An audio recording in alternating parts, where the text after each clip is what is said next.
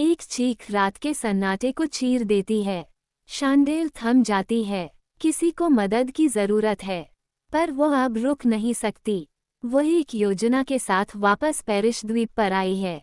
एक ऐसी योजना जो उस अहंकारी अमेरिकी इंजीनियर स्काउट रिटन को अपनी आंखों से जीवन देखने पर मजबूर कर देगी। चाहे वह चाहे या न चाहे, वह अपने डर को एक तेज मुस्कान के पीछे छिपाते हुए घाट पर कदम रखती है। मैं किसी दूसरे अमेरिकी पर फिदा नहीं होऊंगी, खासकर इस पर तो बिल्कुल नहीं। अध्याय 2, श्री रिटलैंड और उनके नियम। स्काउट रिटलैंड रिजॉर्ट के सबसे ऊंचे टॉवर की बालकनी पर खड़ा था। शर्ट आधी खुली हुई थी, धूप का चश्मा उसकी तेज आंखों को छुपा रहा था। वह ऐसे आदमी जैसा दिख रहा था जिसने पत्थर और स्टील से अपना खुद का साम्राज्य बनाया हो। वह कौन है? उसने पूछा, रास्ते पर चलती हुई आकृति की ओर इशारा करते हुए। उसके सहायक राय ने एक नज़र डाली। वह शॉन्टल ड्यूपोंट है। वह गांव के एक प्रोजेक्ट, एक मेडिकल क्लिनिक के बारे में बात करना चाहती है। स्थानीय लड़की है। स्काउट मुस्कुराया। स्थानीय लड़कियां अक्सर मुसीबत होती हैं। वह मुझे पहले से ही पसंद आ रही है, राय ने चेतावनी दी। वह वैसी नहीं है, वह मजबूत है। उसे इस बात की परवाह नहीं है कि आप कौन हैं। स्काउट और ज्यादा मुस्कुराया। ये तो और भी अच्छा है। अध्याय 3, चिंगारी और पत्थर। शॉन्टल स्काउट के चिकने चुपड़े ऑफिस में खड़ी थी। ये कमरा एक उष्णकटिबंधीय द्वीप के लिए बहुत ठंडा लग रहा था। उसने अपनी बाहें कस लीं। हम एक छोटा क्लिनिक बनाना चाहते हैं, उसने कहा। आपके पास बचा हुआ सामान, उपकरण होगा। वह मेरा है, स्काउट ने पीछे झुकते हुए जवाब दिया। और मैं अजनबियों को दान नहीं करता। तो फिर हम अजनबी न रहें, उसने पलटकर जवाब दिया। गांव आओ, देखो ये क्यों मायने रखता है। वह धीरे धीरे जानबूझकर खड़ा हुआ। मुझे ये पसंद नहीं कि कोई मुझे बताए कि मुझे क्या करना है। वह टस से मज नहीं हुई। अच्छा है, मुझे 2 बार पूछना पसंद नहीं। उसने उसे जाते हुए देखा। उस लड़की में आग और दीवारें भरी हैं। वह उन दोनों को जलाना और तोड़ना चाहता था। अध्याय 4, उसकी साहसिक योजना। अपनी मौसी के घर पर शॉन्टल ने योजना बनाई। वह नहीं सुनेगा, उसने कहा। तो हम उसे मजबूर करेंगे। गांव के 2 लड़कों ने उसे पलके झपकाकर देखा। आप उसे अपहरण करना चाहती हैं। उधार, उसने सही किया। कुछ दिनों के लिए उसे हमारी जिंदगी जीने दो। उसे तब तक परवाह नहीं होगी जब तक वह देखेगा नहीं। वे झिझके, लेकिन उसका दृढ़ संकल्प उनके डर से ज्यादा मजबूत था। अध्याय 5, कब्जा। स्काउट एक छोटी सी झोपड़ी में उठा, एक लकड़ी की कुर्सी से बंधा हुआ था। समुद्र की हवा दरारों से अंदर आ रही थी। तुम पागल हो, वह गुर्राया जब शॉन्टल अंदर आई। वह मीठा सा मुस्कुराई। धन्यवाद, आप हमारे मेहमान हैं। मुझे अभी खोलो। वह करीब चली गई। अगर मैं न खोलूं तो क्या?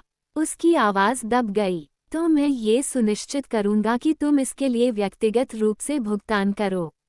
उसकी मुस्कान फीकी पड़ गई, पर वह पीछे नहीं हटी। धमकियां यहाँ काम नहीं करेगी, मिस्टर रिटलैंड। उसकी आंखें नहीं झपकीं। नहीं दूरी काम करेगी। तुम्हें लगता है कि तुम मुझे दूर धकेल सकती हो, पर मैं तुम्हारी रग रग में उतर जाऊंगा। वह बिना जवाब दिए चली गई, पर उसके दिल की धड़कन तेज हो गई थी। अध्याय 6, देखभाल से बंधा। शॉन्टल ने स्काउट को बिना छत वाला स्कूल, बिना दवा के बीमार बुजुर्ग और पानी के लिए मीलों पैदल चलने वाले बच्चों के थके हुए चेहरे दिखाए। स्काउट ने सुना। उसने शिकायत नहीं की, उसने चिल्लाया नहीं, लेकिन उसके अंदर कुछ गहरा हिल गया। जब उसने आखिरकार उसे खोला, तो वह हिला भी नहीं। तुम्हें लगता है कि इससे मैं नर्म हो जाऊंगा? नहीं, उसने कहा, इससे तुम इंसान बनोगे। वो खड़ा हुआ। मैं कोई अच्छा आदमी नहीं हूँ, शॉन्टल। किसी मसीहा की उम्मीद मत करना। मुझे एक की जरूरत नहीं है, उसने जवाब दिया। मुझे एक साझेदार चाहिए। अध्याय 7, चाहत की सीमा। स्काउट बिना पूछे ब्लूप्रिंट लाया, स्वयं सेवकों को व्यवस्थित किया, सामान लाया। वो खुद को भी लाया। एक रात वे छत की धरन बीम को लेकर बहस कर रहे थे। वो गुस्से में दूर चली गई। वो उसके पीछे गया। जब भी बात करीब आने लगती है तुम हमेशा भाग जाती हो, उसने कहा। वो मुड़ी। तुम सीमाओं को नहीं समझते।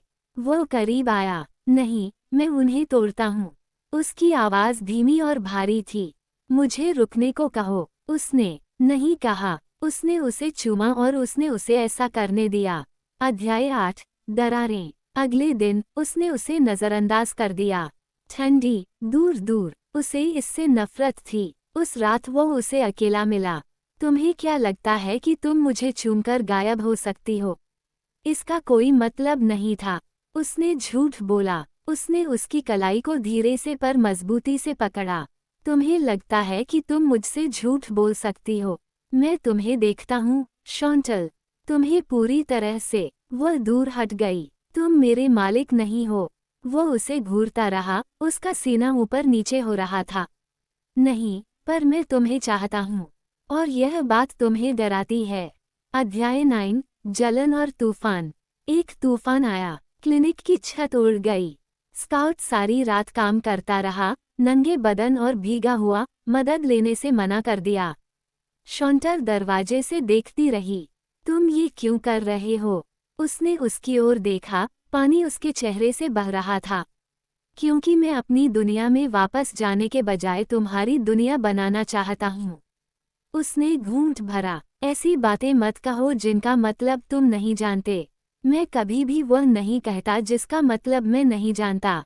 वह तुम्हारी आदत है। वह मुड़ गई। उसे नफरत थी कि वह सही था। अध्याय 10, सच्चाई से बंधे। रिजॉर्ट ने स्काउट को वापस बुलाया।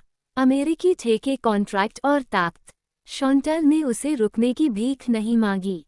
लेकिन उसके जाने से एक रात पहले वो उसके पास आया। कोई शब्द नहीं, बस निकटता।